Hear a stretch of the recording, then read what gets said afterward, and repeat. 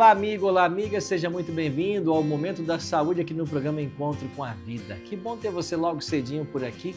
Nós preparamos aqui uma linda mesa para o nosso desjejum e nós queremos agradecer a sua companhia. Está conosco também, a partir de hoje, o Dr. Dimas Melão. Tudo bem, Dr. Dimas? Bem, pastor. Obrigado pelo convite. Obrigado ao senhor por ter nos atendido aí, Dr. Dimas. Ele vai estar conosco a semana inteira e eu vou apresentá-lo para você agora.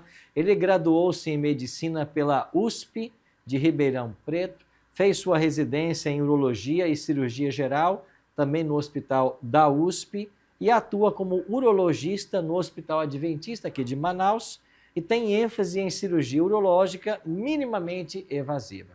E também tem uma pós-graduação em cirurgia robótica. Esse é o futuro da cirurgia, doutor? É o presente. É o presente, nem futuro presente. mais. Hoje em dia a cirurgia robótica cresceu muito, já vem espalhando aí pelo Brasil, já é uma realidade no nosso país. É uma realidade. Hoje, então, já é comum fazer a cirurgia com auxílio de um robô. Chegará o tempo que você poderá fazer à distância. Já existem projetos nessa linha, né? Isso, já é uma tendência, né? Já tiveram alguns pilotos em cirurgias em que o cirurgião estava em uma cidade e o paciente em outro local, a milhares de quilômetros de distância, a cirurgia é realizada com sucesso. Então, é uma tendência que vai ajudar muito a trazer benefício para os pacientes em áreas mais remotas, né? Olha aí, que interessante, né? É o presente da medicina, da cirurgia, como ele está dizendo. Hoje ele vai começar falando para nós sobre saúde prostática. E eu queria começar perguntando então, doutor Dimas, quais são os principais problemas da saúde que afetam a próstata? E se o senhor puder dar aí uma luz também sobre a próstata, para a gente que é leigo no assunto, não conhece muita coisa. Certo. Bom, a próstata, né, para facilitar o entendimento, é uma glândula que é responsável pela produção parte do líquido seminal, né, que é fundamental para a parte da fertilidade masculina, né, produz o líquido que preserva e alimenta o esperma, os espermatozoides.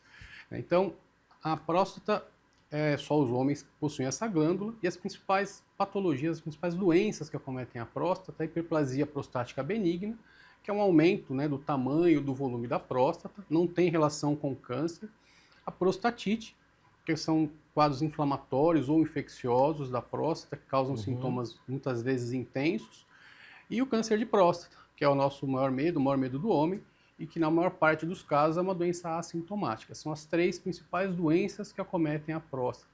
A gente precisa ficar atento. senhor falou da hiperplasia benigna, né? Como é que isso é detectado?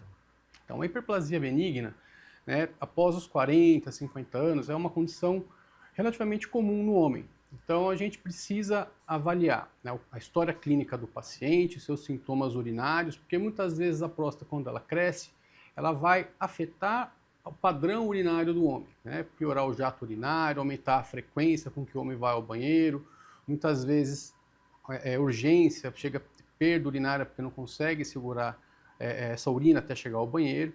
Então é importante avaliar essa parte clínica do paciente, associado a um exame físico, né?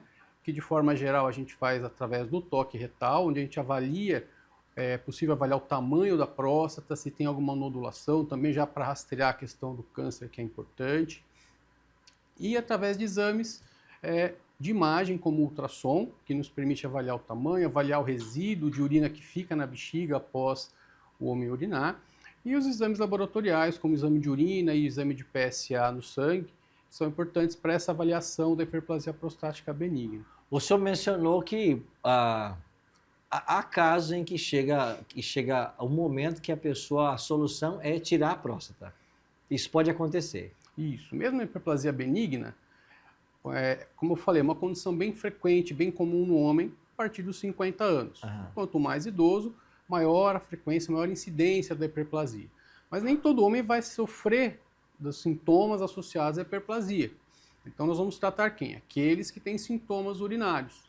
Inicialmente nós iniciamos com medicamentos, né, que trazem de maneira geral bons resultados, só que em determinado momento o medicamento não vai mais fazer efeito. Então nós partimos para procedimentos, muitas vezes que são cirúrgicos, mas hoje o tratamento minimamente invasivo, que são procedimentos sem cortes, através da uretra, a gente consegue fazer um tratamento para desobstruir, tirar esse miolo da próstata que causa a obstrução ao fluxo urinário. Tirando esse miolo, a pessoa passa a ser agora impotente, não impotente, ela deixa de gerar filhos? Então, quando esse miolo da próstata, né, essa hiperplasia, o adenoma que nós chamamos, quando ele é removido, ele vai afetar a produção do esperma. Do esperma. Então ele pode sim levar a uma infertilidade. Mas como nós trabalhamos só na parte interna da próstata, não manipulamos os nervos que são responsáveis pela ereção, de forma geral ele não afeta a parte erétil. Sim. Né? Mas ele vai afetar sim a parte reprodutiva, porque vai reduzir a quantidade de produção do esperma e vai também muitas vezes causar ejaculação retrógrada. O que seria isso? Ao invés do esperma ir para frente, quando tem a ejaculação, ele vai para a bexiga. Hoje tem algumas tecnologias mais novas e que tem permitido naqueles homens que ainda não têm filhos, que desejam preservar a ejaculação, que eles consigam fazer um procedimento que leve a uma desobstrução, que melhore o fluxo urinário, preservando também a ejaculação. Olha, que coisa interessante, né? Opções de tratamento nós temos? Sim. Inicialmente, medicamentos, né? Medicamentos que relaxam a próstata para que o fluxo de urina saia melhor, que melhore essa frequência de ir muito ao banheiro. E também tem medicamentos que reduzem o volume da próstata, né?